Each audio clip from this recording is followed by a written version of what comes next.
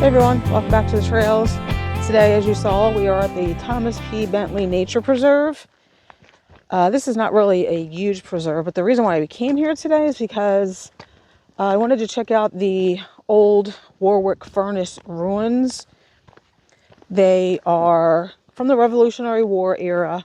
You just saw a little bit of Warwick Furnace Farm, which was also part of the whole furnace complex. That's where the owner, the Iron Master, lived. There's a whole history here.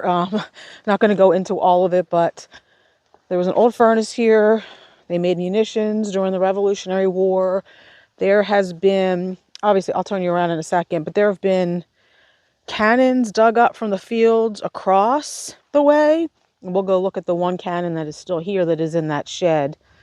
We were on a walk here a few weeks back, and there were several cannons dug up from the fields that actually never made it to the Revolutionary War because they were hidden from the British troops. And they were just recently, in the last few years, when this preserve was being created, they were recently dug up. I think they are in Phoenixville now, aren't they? We're in North Chester County, Pennsylvania. I think some are in Phoenixville. I think and some are at in the Revolutionary War Museum in Philadelphia, I believe. Yeah, they're all in museums now, except the one that's here. So we'll turn you around and let's look at some of the ruins. You're not allowed to actually walk up to the ruins. That's why I have all this fencing, but this, I believe, was kind of like the accounting office. People would go here to get their paychecks. Up there is where the iron would have been kept, up there in the shed.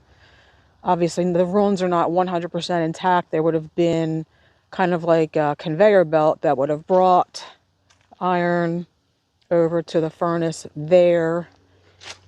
And all of these hills around here are all artificial because it's all what's left over, the slag.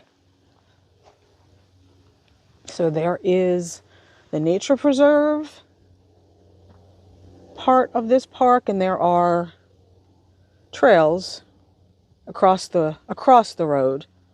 If you wanted to hike there, you can hike all over there. There's trails, there's new meadows and tree plantings going on.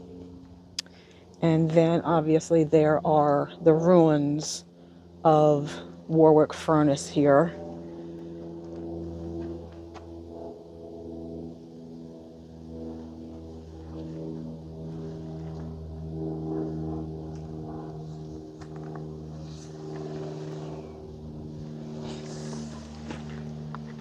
I guess if you want, you can scan that QR code and read the full story of the discovery of the cannons.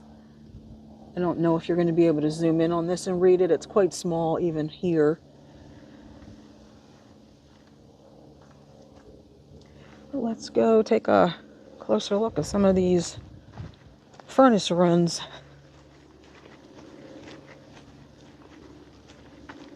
It's quite a large furnace. And it's interesting because, I mean, you see how open all of this is right now?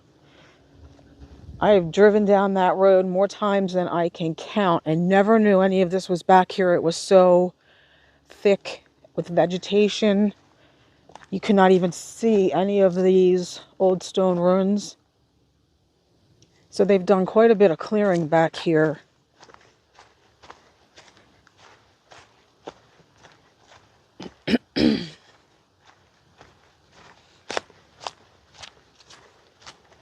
I will put in the description of the video some more of the history of all of this back here. Maybe even if I can find a link to the website of the trust that runs all this now. It's really quite interesting. They don't have any more signs to read, but you can see some, even the old pipe there. And a pipe there that probably would have fed air to the furnace, I'm guessing.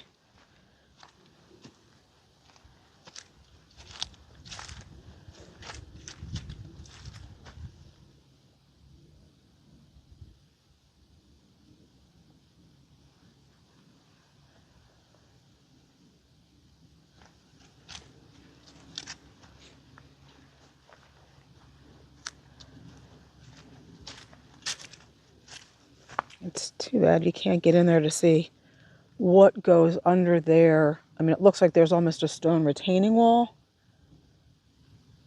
There is a creek behind me, so I'm wondering if that was something related. If they had at one time maybe a water wheel, so maybe there was a mill race that they would have had to turn with water to power the bellows. Maybe that's what that is. It might even be on the information board. And like I said, all these hills, it's all slag from the old furnace days.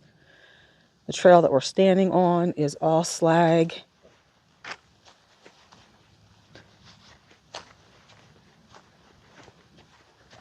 I just think, oh,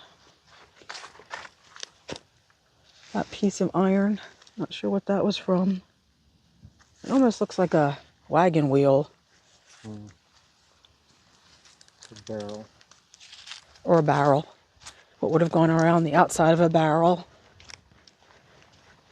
There's not, you can't walk far up here, but you can walk far enough over so that you're kind of above the creek. By quite a bit, which just kind of shows how high this hill is of old slag.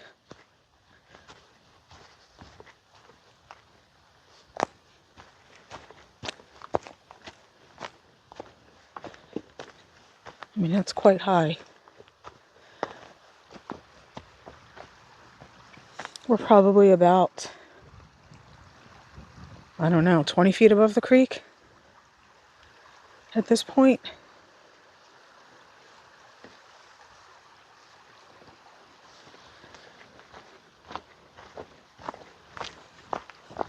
You can see some of it here, actually.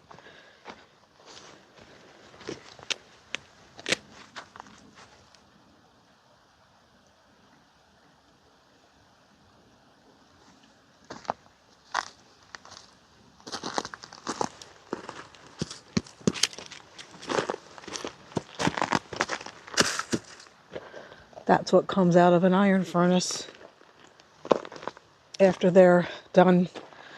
What goes in?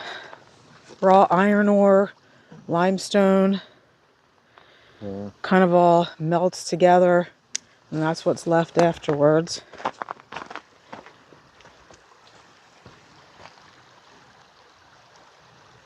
There's even hills over there. I don't know if the camera's picking that up or not, but that does not look natural over there to me, like a natural contour of the land. And you can see the shed up on the hill. Let's go take a look at the canyon now. Actually, I guess this is also a bunch, you can see a bunch of slag on there too. Almost like there's a retaining wall here. I don't know if that's new or old. But all that right there is all slag. So you're looking at almost 300 years old there. All right, let's go take a look at the cannon now. You can see Warwick Furnace Farm over there.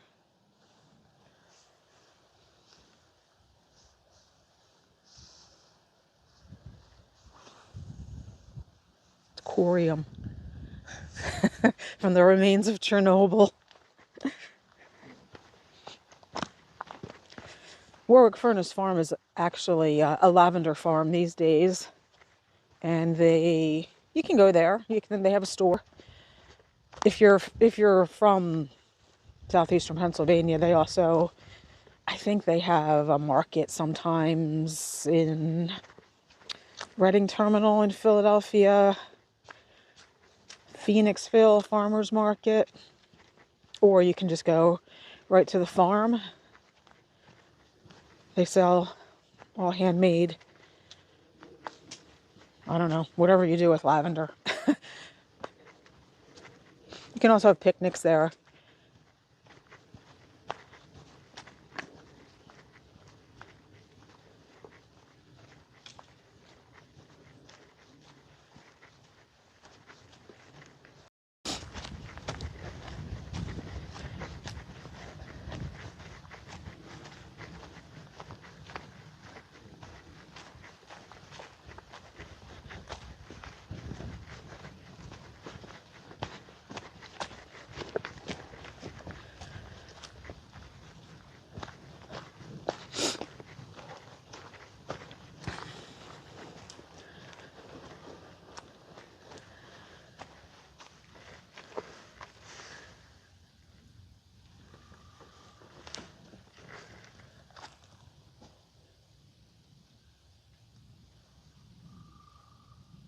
So quiet.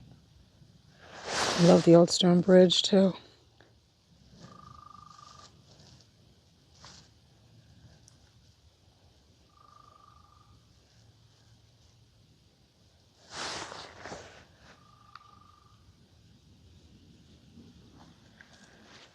All right, I promise we're getting to the cannon.